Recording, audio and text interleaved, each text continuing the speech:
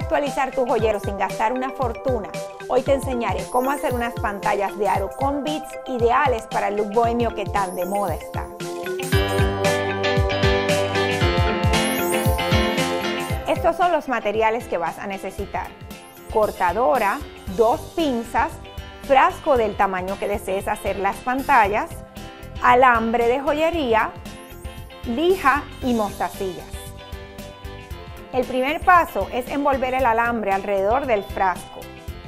Una vez lo tengas envuelto, corta el alambre aproximadamente 1 pulgada más grande que la circunferencia del frasco.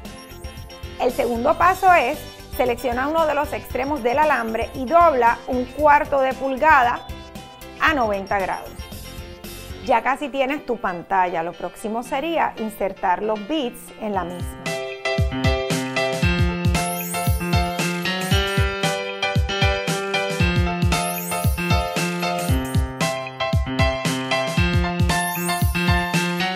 En el extremo que todavía no has doblado, dobla por completo el mismo a 1/4 de pulgada, creando una especie de hook.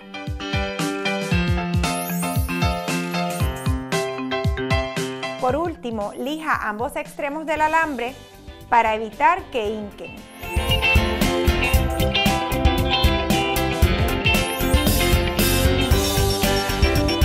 Recuerda que puedes hacerlas en variedad de tamaños, solo cambia el tamaño del frasco. También para un look patriótico utiliza beads rojos, blancos y azules.